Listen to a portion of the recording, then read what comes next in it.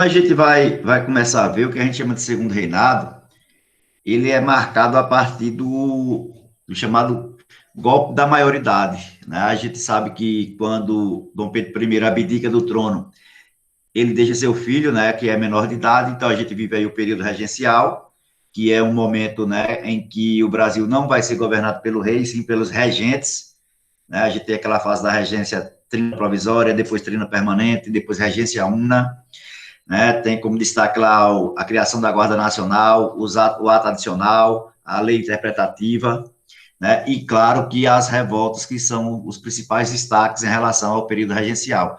Só que surgem grupos políticos nessa época que vão começar a articular a, a entrada de Pedro de Alcântara, né? Que vai vir a ser do Pedro II, ele vai entrar, né, antes do tempo certo, vamos dizer assim, né? Ele entra, assume aos 16 anos de idade, num movimento que a gente vai chamar de golpe da maioridade. Então, é liderado pelo grupo, né, dos liberais.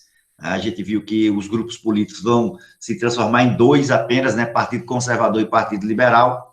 E o Partido Liberal é quem, né, quem coordena e quem organiza esse golpe. Golpe porque, né, não foi seguido, né, o que determinava a lei. Então, Dom Pedro II, aí, a partir de, né, desse golpe, ele assume, né, mesmo sendo menor de idade. Né? E aí o governo dele, né, de Dom Pedro II, ele é muito longo. Se a gente observar, ele dura 49 anos. Ele, entra, né, ele começa em 1840 e vai até 1889. Então, um período bastante, né, longo em relação aos outros governos que nós já Professor, tivemos aqui. Depois dele, só Vargas para ter governado durante tanto tempo.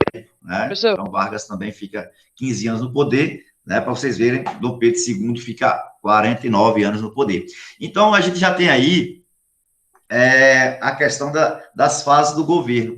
Então, é dividido em três períodos. Claro que esses períodos é só a questão de a gente, né, a nível de informação. Não é obrigado a vocês decorarem essas datas, obviamente, ou aprenderem essas datas, mas se souber é bom. Né? O período da consolidação, que dura 10 anos, ou seja, para ele estabilizar o seu governo. Então, a partir daí, vai ser um período com né, uma estabilidade, né, até legal. Depois, o da conciliação, que é de 1850 até 1870, que é quando ele começa a arrumar a casa, vamos dizer assim, politicamente falando. E a partir de 1870 é quando começa a decadência do seu governo. Então, a gente vai ter, né, essas três fases aí. Nesse período, vai se destacar dois grupos ou duas correntes políticas. Lembrando, mais uma vez, que a gente ainda não fala de partido político como a configuração atual que nós temos. Né? Então, a gente tem aí, né, grupos políticos ou correntes políticas. Temos, né, os liberais e os conservadores. Quem são os liberais? Né? Os liberais é um grupo que é liderado principalmente pela, pela população ou aquelas, né, classes que vivem mais na cidade. Claro que tem também aqueles que vivem no campo, mas, olha, profissionais liberais urbanos, médicos, advogados, né, por exemplo. Então, eles vão liderar, né, eles vão encabeçar esse grupo político. Além de, como diz aí, latifundiários ligados à produção para o mercado interno, né, as áreas mais novas que vêm surgindo. Então, né, é um grupo político que tem aí, uma corrente política. Temos os conservadores, que eram os grandes comerciantes, os latifundiários, né, aqueles ligados, né, os grandes proprietários de terra que produziam voltado para a exportação, ou seja, ligados ao mercado externo, e o que a gente chama de burocracia estatal. O que é a burocracia? Aqueles que auxiliavam, né, Dom Pedro II no seu governo. Né? Então, a gente vai ter, né, essa burocracia. Burocracia é a parte que auxilia, né, em qualquer governo. Então, a gente chama de parte burocrática. Né? Então, são os vários órgãos que existem para auxiliar no governo. E olha o detalhe aí, sem divergências ideológicas, disputavam o poder, mas convergiam para a conciliação. Ambos representavam elites econômicas. Então, não havia diferença entre liberal e conservador, né? Não havia diferença entre os liberais e conservadores. Né? Por quê? professor, Porque. Oi, é que Patrick tá pedindo para entrar e disse que não conseguiu entrar ainda.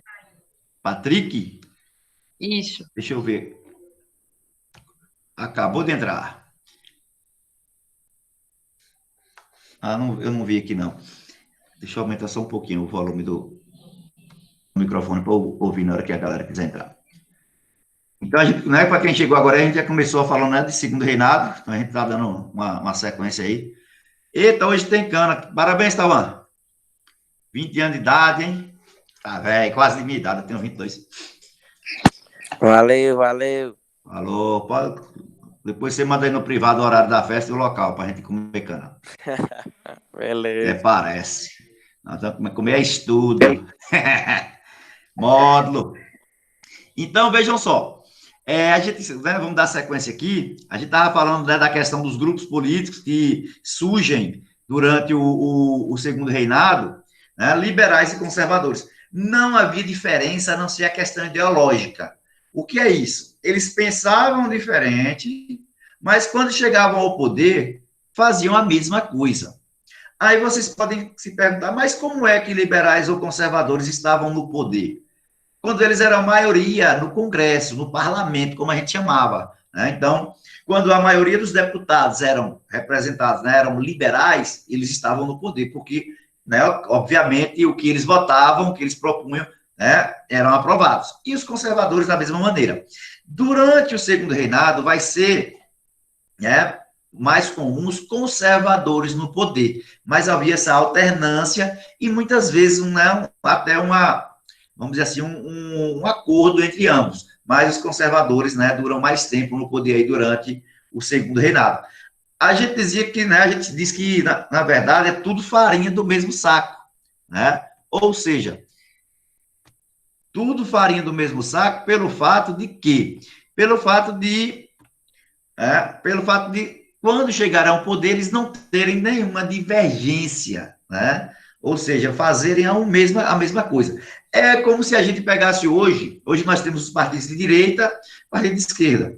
A gente viu que saiu, né, nós saímos de um governo esquerdista e entrou um partido, né, mais ligado à direita. Só que, assim, a gente sabe que algumas medidas tomadas são comuns em ambos, né? Então, é algo que é comum. Então, é como se quando os liberais ou conservadores estivessem no poder, também fizessem isso. Então, né, havia uma frase que falava assim, ó, não há nada mais liberal do que um conservador no poder. Ou não existe nada mais conservador do que um liberal no poder. Eu gosto da outra, né? Tudo farinha do mesmo saco, na verdade. Então, qualquer dúvida, vocês, né, abram o microfone aí e diz. Eu quero que vocês participem também. Nós vamos ter no Brasil, durante o segundo reinado, o que nós vamos chamar de parlamentarismo às avessas. O que é o sistema parlamentarista? É um sistema onde nós temos o rei, mas ele não governa. Ele é uma figura, vamos dizer assim, que decorativa. Né? É uma figura... Vamos pegar a monarquia inglesa hoje. É uma monarquia parlamentar. Né? A rainha da Inglaterra, ela não governa. Quem governa é o primeiro-ministro, que é escolhido pelo parlamento. No nosso caso, a gente diz que, né, a gente chama de parlamentarismo às avessas. Por quê? Não era o parlamento que escolhia o primeiro-ministro, e sim o imperador. Então, pelo fato de o imperador escolher o primeiro-ministro, a gente diz que era às avessas, era ao contrário, né? Então, não era de baixo para cima, era de cima para baixo. De quem estava lá no poder, que era Dom Pedro II, ele que escolhia o primeiro-ministro. Então, né, como tem aí no slide, o imperador era a peça central nas decisões. Por que ele tinha esse poder? É só lembrar lá do primeiro reinado, do chamado poder moderador. Então, a gente sabe que o poder moderador, único e exclusivo do imperador, ele é suspenso durante o período regencial, mas ele volta durante o segundo reinado, e por isso nós temos essa questão aí, né, do parlamentarismo às avessas. Tem essa imagem maior no slide, onde o imperador está, né, como se tivesse, né, como se fosse um carrossel. Nós temos a questão de liberais e conservadores eles serem manipulados, né, eles serem, né, protegidos por Dom Pedro II. Então, ele fazia o que ele bem entendia, né, desses dois partidos. Né? Então, assim, por isso a gente fala, né, que era um parlamentarismo às avessas, porque o imperador ele tinha o poder, né, ele tinha o poder de decisão. O legislativo, que era, né, para, inclusive, limitar o poder do imperador, na verdade, ele, né, era, né, subordinado ao rei, subordinado então, o poder legislativo subordinado ao executivo. Então, por isso, parlamentarismo, às vezes, né, gosta de aparecer aí, vez ou outra, em alguma questão, né, de Enem vestibular. Nesse período aí vai ser criada a Lei de Terras, né, lei, conhecido como Lei de Terras de 1850. Essa lei, ela vai contribuir ainda mais para a desigualdade em relação à questão fundiária. O que é isso? A questão de terras no Brasil. Hoje é uma questão, é um debate atual, né? A gente sabe que há uma luta pela posse de terra, então a gente pode pegar aí o movimento do Sem Terra, por exemplo, o MST, que é um movimento que luta por uma reforma agrária. A gente tem ainda a questão, né, não entra nessa lei de terras, mas a questão da disputa por terras indígenas, muitas estão sendo invadidas, né? Então, quando, por exemplo, o atual governo começou, muitos latifundiários eles acreditaram que ia haver uma demarcação das terras, inclusive muitos começaram a invadir as reservas indígenas, acreditando que a partir, né, da criação de leis pelo governo atual, né, essas terras ficariam com eles. Então, assim, né, uma verdadeira cara dura, eles invadem as terras, né, indígenas fazendo isso. Voltando para a nossa lei de terras de 1850, o que é que ela determina? Toda terra tem que ter documento. Então, vamos imaginar que o governo determinou que toda terra tinha que ter documento. Obviamente, esse documento, esse registro, né, era pago. Então, vamos imaginar um pequeno proprietário que não tem dinheiro para pagar. O que é que acontece? Essa terra é considerada devoluta, ou seja, ela vai pertencer ao Estado. Eu tenho a terra, não tenho como pagar, passa a pertencer ao Estado. Obviamente que quem tem dinheiro iria lá comprar essa terra, contribuindo ainda mais para essa diferença, essa desigualdade, né, que existe em relação à propriedade de terras aqui no Brasil. E isso, né, vai ser algo que vai refletir, inclusive, até hoje. Então, a gente já tem lá, se a gente voltar um pouquinho lá para o Brasil colônia, a questão das capitanias hereditárias, né, que são distribuídas para um pequeno número de pessoas, 13 capitães donatários, né, inicialmente, então é pouca gente com muita terra. Essa lei de terras de 1850 também vai contribuir para isso. Aí nós temos no slide as consequências, tá aí, ó. Pequenos proprietários perdem suas terras pelo fato de não terem como pagar o documento, né, não ter como pagar o registro da sua terra. Concentração de terras nas mãos dos grandes latifundiários, então esses grandes latifundiários iam e compravam essas terras devolutas, né, concentrando ainda mais as terras em suas mãos. Imigrantes e escravos libertos sem acesso à terra. Um imigrante, né, um ex-escravo, por que ele não tinha acesso à terra? Professor, Oi? o slide Pode não tá dizer. aparecendo, não. Tá não? Tá não. Para ninguém? Não sei. Vê aí. Tá um idioma também falando coisa. Deixa eu... Olha aí o que estão falando aí no Vou olhar aqui, calma aí, que eu tô... É porque para mim só aparece o slide. Se você não tá aparecendo também, não tô vendo o slide. Para mim... Não tá aparecendo para ninguém? Liga o microfone aí, galera, me diz aí. Tá não. Oxe, vocês... Ah, peraí, rapaz. Pra mim também não. Desculpa. Vamos botar, agora vai. E eu só falando. Mas eu vou mandar o slide. E agora? Eu vou mandar o slide para vocês. Depois. Apareceu? Pra mim apareceu aqui. Agora tá. Apareceu. Agora vai, né? Foi mal aí. Tá de boa agora, né?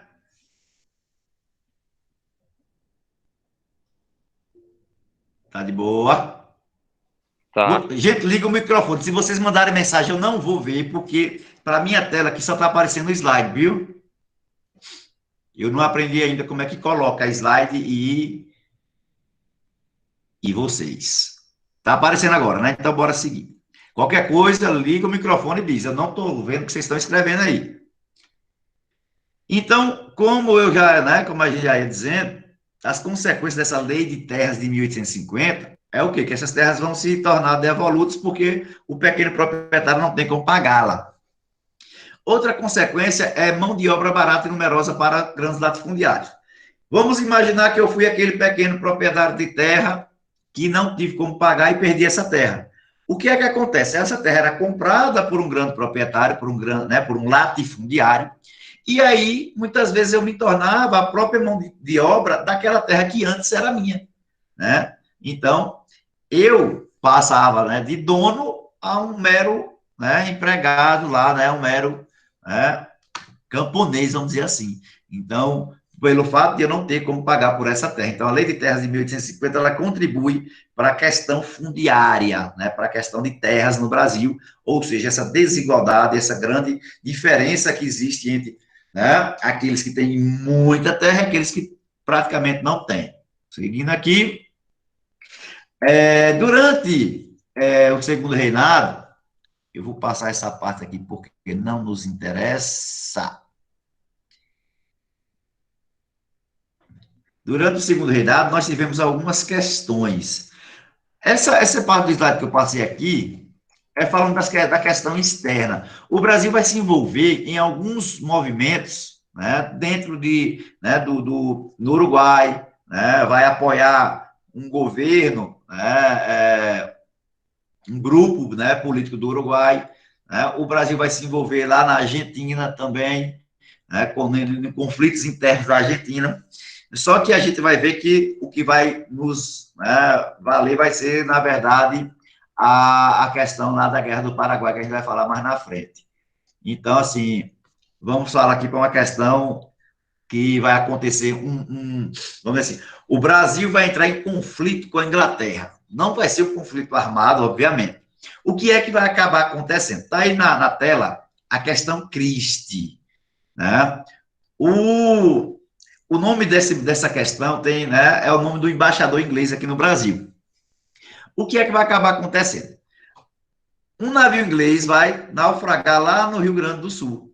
E a Inglaterra vai pedir ou exigir que o Brasil pague pela carga roubada. Então, pelo fato de o navio afundar, a carga ser saqueada e o Brasil não pagar essa carga, a Inglaterra vai, né, não ficar muito, né, contente com essa questão aí.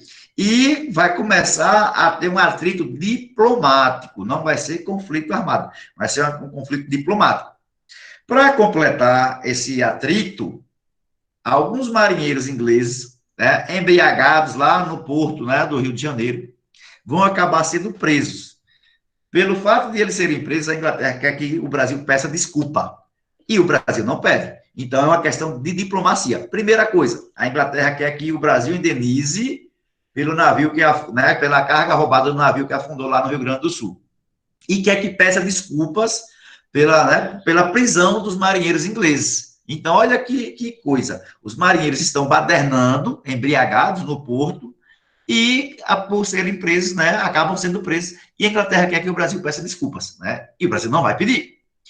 O que é que vai acabar acontecendo? Olha aí, né, onde tem aí W.D. Christie, o que é que ele faz? Aprisiona 5 navios brasileiros no porto do Rio de Janeiro a título de indenização. A Inglaterra prende 5 navios brasileiros aqui no Brasil. Olha que audácia, né? Então, o embaixador inglês ordena a prisão desses navios para que indenize pelo pagamento da carga que foi roubada, né? O que é que vai acabar acontecendo? O Brasil, né, para resolver essa questão diplomática, vai pagar, só que exige desculpas da Inglaterra por invadir o porto do Rio de Janeiro. Isso vai levar ainda, né, a um impasse, porque a Inglaterra não vai pedir desculpas. Interessante que Leopoldo I, que era, né, o rei da Bélgica, ele vai mediar esse atrito entre Brasil e Inglaterra, né? E ele vai ser favorável ao Brasil. E isso, né, vai levar a um atrito, né, que vai durar cerca de 2 anos. Né? O Brasil, durante esse período, rompe relações com a Inglaterra, Só que a Inglaterra veio que não é interessante para ela, porque ela tinha muitos acordos, né, comerciais com o Brasil. E vai acabar, né, como tem aí no último ponto do slide, não, a Inglaterra pede desculpas oficialmente em 1850. Então, a Inglaterra vai pedir desculpas, né, por isso, porque é interessante para ela comercialmente falando. Não porque ela, não, tá bom, vamos pedir desculpa. Na verdade, porque não era interessante romper relações com o Brasil, que era um grande comprador, né, dos produtos ingleses. Né? Gente, qualquer dúvida, me pergunte. E aí, nós vamos ter, né, a famosa Guerra do Paraguai, a maior guerra, né, que já existiu aqui na América Latina. Então, tirando lá, né, Estados Unidos, México, né, que houveram alguns conflitos entre ambos, inclusive, aqui na América Latina nós vamos ter como destaque a Guerra do Paraguai. Né? Então, o que é que vai ser essa Guerra do Paraguai? Vai ser um conflito em que vamos ter Brasil, Argentina e Uruguai com o apoio da Inglaterra contra o Paraguai. Por que isso? É fácil a gente entender. Para a gente entender, olha os antecedentes que tem aí na tela, né, do Paraguai. Como é que estava o Paraguai, né, lá por volta de 1865?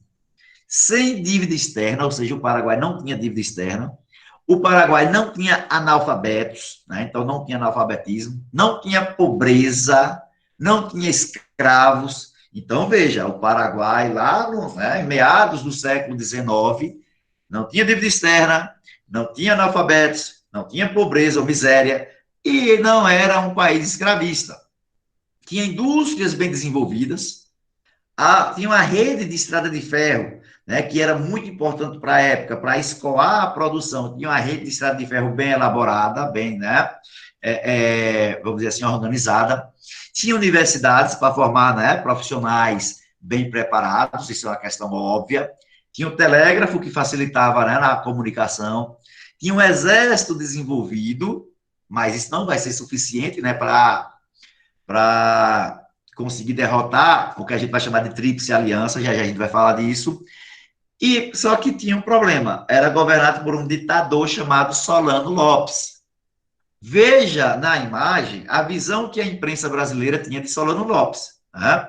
É só analisar a imagem que vocês vão ver que ele, pelo fato de ser um ditador, era visto como uma pessoa, né, obviamente, autoritária, sanguinária. Né? Veja que ele está com a cabeça de uma pessoa, né, nas mãos e sobre um monte, né, de crânios, que obviamente poderia ter sido matado por ele, ordenado por ele. Então, Solano Lopes era um ditador, mas o Paraguai vivia, né, o Paraguai era uma nação próspera, era uma provável potência mundial, caso não tivesse acontecido a Guerra do Paraguai. Vamos seguir. Qualquer dúvida já sabe. O que é que vai levar à guerra? O Paraguai, pelo fato de ser uma nação bem desenvolvida, queria escoar sua produção. O Paraguai não tem uma saída para o mar. Né? Então, como a gente sabe, o Paraguai não tem mar. E aí, o que é que acontece? Eles queriam uma saída para o mar para poder escoar ou exportar seus produtos. A questão é que, para fazer isso, tinha que conquistar territórios do Brasil e da Argentina, né? Para conseguir chegar, pelo menos, ao Rio da Prata, que era para poder, né, transportar essa produção. Isso não vai, né, não vai ser bem visto, obviamente, né, por Brasil e nem pela Argentina, porque vai perder territórios.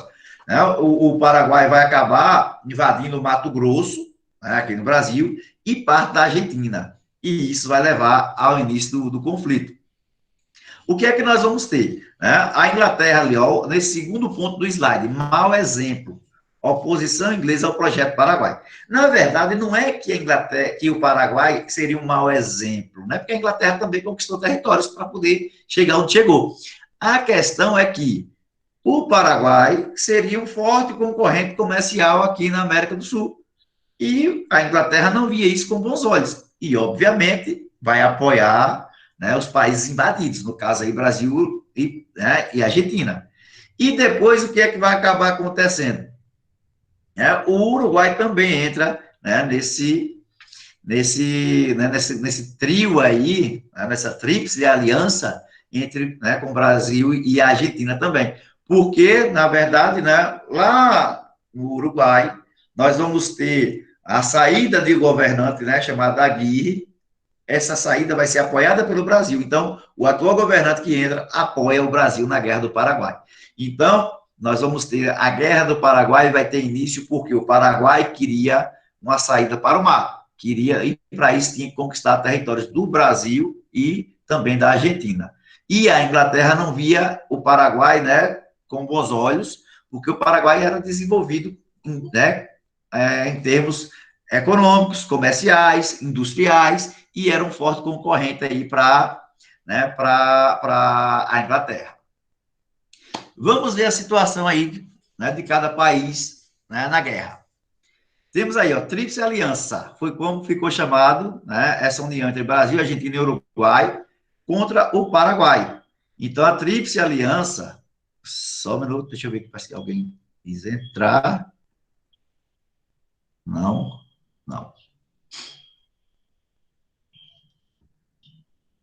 Então, essa Tríplice Aliança,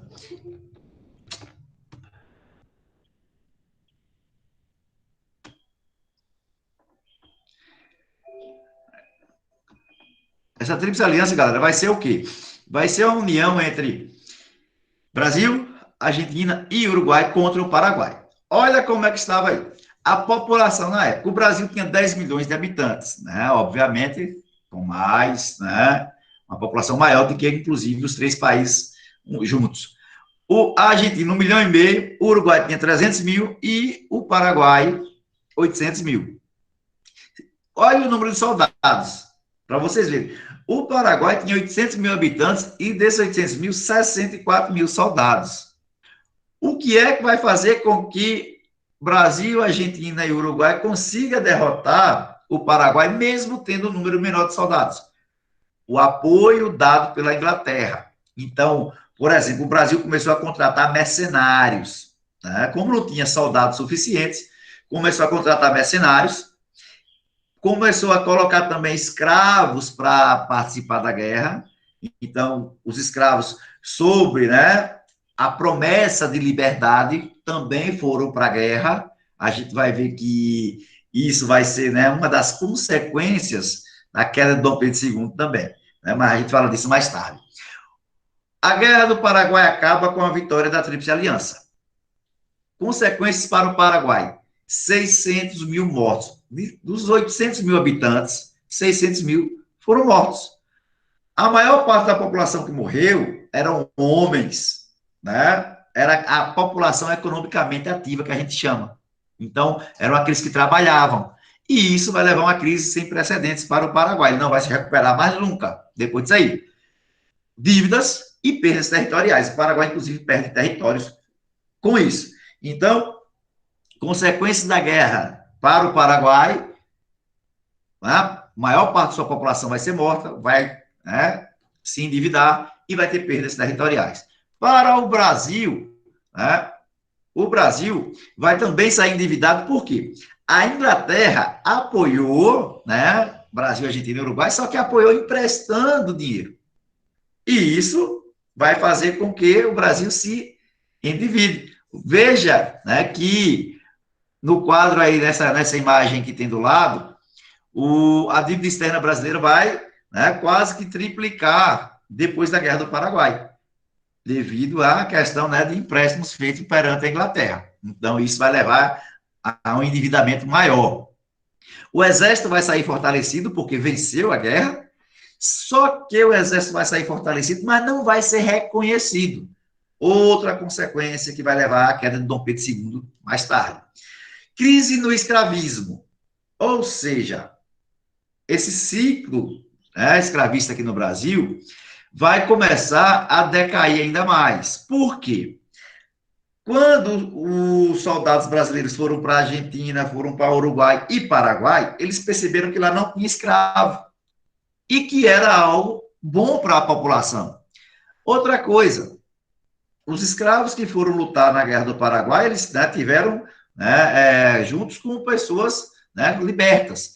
Esses libertos começaram a perceber que aquela visão que tinha do escravo era uma questão completamente, né, um racismo, um preconceito. Então, vão começar a apoiar a abolição da escravidão. Então, isso vai levar à crise do escravismo aqui no Brasil, porque após ter contato com países, né, que não tinham escravidão, esses soldados, principalmente, vão começar a defender a causa abolicionista. Isso não vai ser bom também para, né, nosso segundo reinado. E a Inglaterra, o que vai acontecer para a Inglaterra? A afirmação de interesses econômicos na região. A provável concorrente forte que eles teriam, que seria a nação aí, o Paraguai, vai ficar devastada. E a Inglaterra, como tem aí no ponto, né, afirma seus interesses econômicos aqui na região, ou seja, aqui na América do Sul. Beleza? Na nossa economia, nós vamos ter o quê? Como carro-chefe, o café. A gente vai ter início o chamado ciclo do café.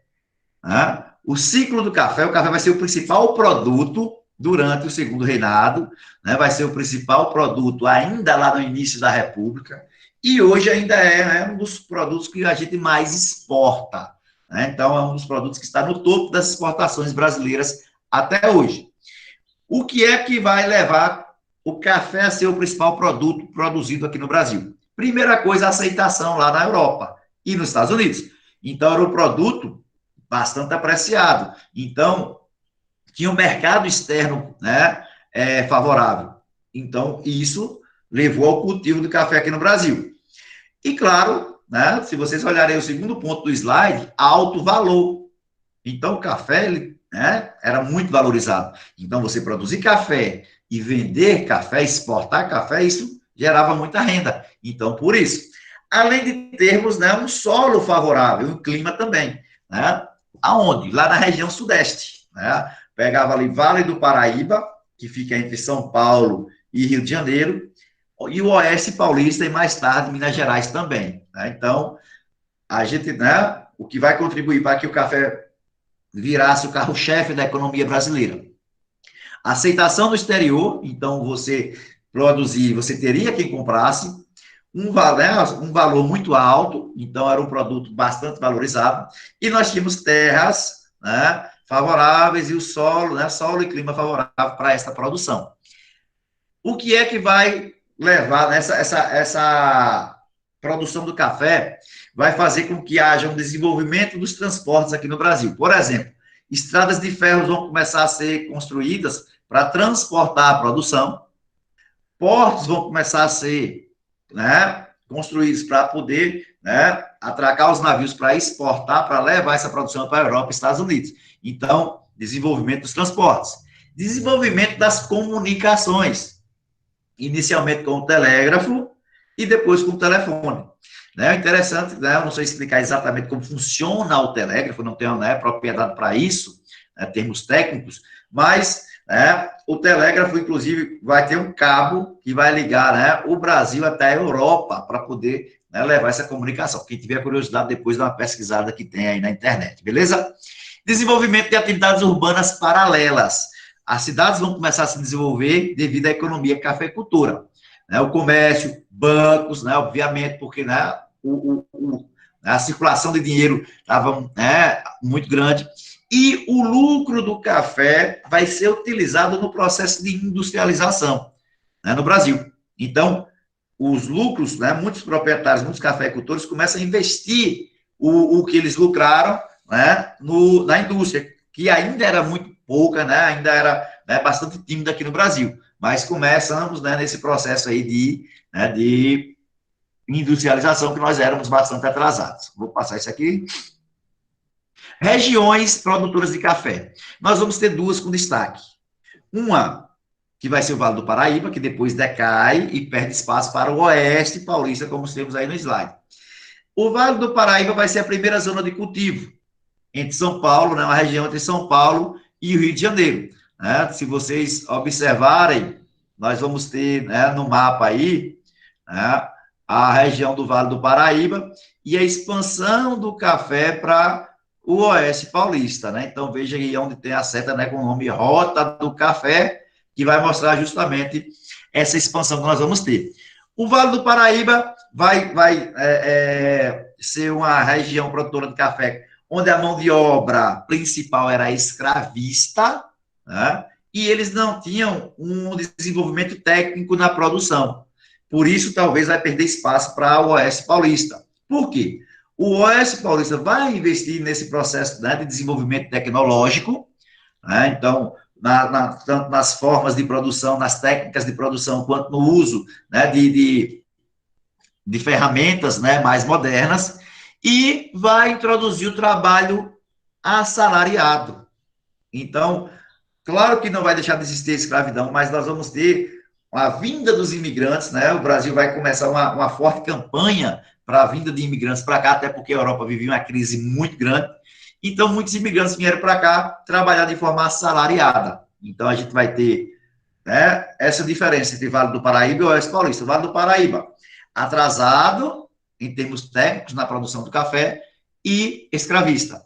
O Oeste Paulista, avançado em relação a termos técnicos, né, na produção, e misturou a mão de obra escrava, só que já tinha a mão de obra assalariada também. Só o mapa aí, só mostrando o avanço do café, que sai, né, da região aqui né, do Vale do Paraíba e vai expandir principalmente para o Oeste Paulista.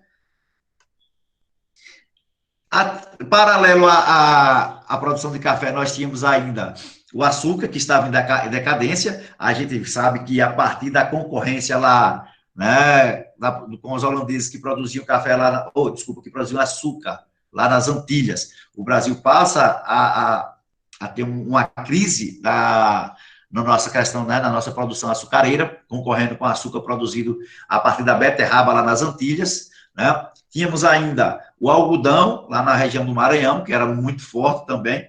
Então, até os Estados Unidos sair da guerra, né, interna que eles tinham, a guerra de secessão, sua guerra civil. Quando os Estados Unidos acaba a guerra civil, eles voltam a produzir algodão e param de comprar o algodão brasileiro, ou diminui. Isso leva a uma crise no algodão, lá principalmente na região do Maranhão. A gente viu que, inclusive, tivemos um movimento durante o período regencial chamado de balaiada. Isso é consequência dessa recuperação da economia algodoeira lá dos Estados Unidos. Tivemos lá na região da Amazônia, né, o ciclo da borracha. Só que o ciclo da borracha, né, ele também não vai durar, né, muito tempo, porque a Inglaterra meio que rouba mudas aqui no Brasil, leva para as Índias, começa a plantar, e quando essas, né, seringueiras começam a produzir, eles, né, meio que esquecem um pouco aqui o Brasil. Mas foi muito importante lá na região norte, né, desenvolvendo cidades como Belém e Manaus, né, o ciclo da borracha também, né. Isso também contribui, inclusive, para a nossa expansão territorial, porque a gente vai anexar o Acre, né, na verdade, a gente invade o Acre e depois, né, a Bolívia não vê uma maneira de retomar e acaba vendendo o Acre para o Brasil, né? O Acre é meio que surrupiado lá da Bolívia. Ainda tinha, né, couro e pele, que valia 6 a 8% da nossa, né, produção, e fumo 2 a 3%, como temos aí. Então, essa porcentagem que tem na frente aí de algodão, borracha, é só mostrando o que eles representavam na nossa economia. O resto era café, né? Galera, nós vamos... Abra o microfone aí, por favor. Opa. Quem quiser. Opa.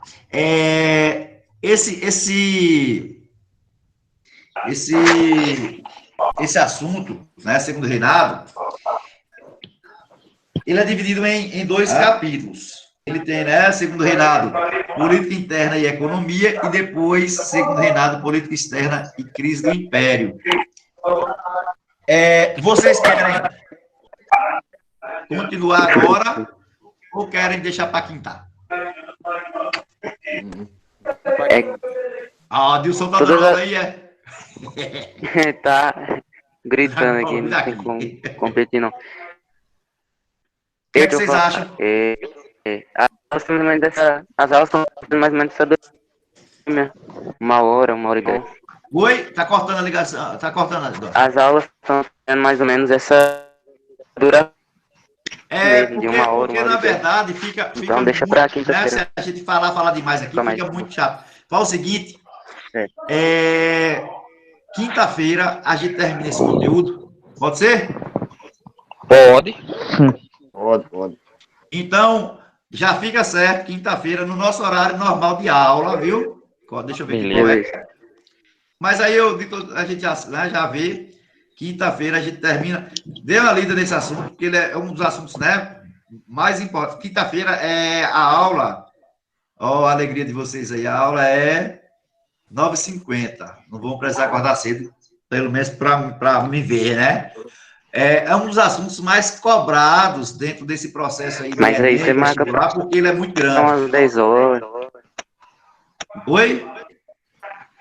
Mas aí você podia marcar para umas 10 horas, um negócio mais. Não. A gente marca de 9h50 para 10, espera aí, né? 9h50, porque aí fica o horário certinho, beleza? Então a gente vai encerrar por hoje. Beleza, pronto. Esse primeiro capítulo aí, que é o primeiro capítulo do segundo reinado, né? Que é o capítulo 6 do módulo 2. Aí, quando for, né, quinta-feira, a gente termina esse módulo 2 e a gente vê o que a gente faz. Ó, inclusive, eu queria propor para vocês, desde já, cair só segundo reinado na sistemática. O que é que vocês acham? Esses dois capítulos? Por mim, tudo bem. Ótimo, tá ótimo. Só 2. Oxe, tá ótimo. Só não, na verdade, o segundo reinado, ele é enorme, mas ele é muito bom. Tá ótimo. Viu? Já vão dando uma lida, uma estudada, e qualquer coisa, quinta-feira a gente tira mais dúvida. Beleza, galera? Beleza. Então, beijo para todos, um abraço. Tauan, mais uma vez, parabéns, tudo de bom. Né? Fiquem com Deus e fiquem em casa. Beijão, valeu. Quem será? Boa noite.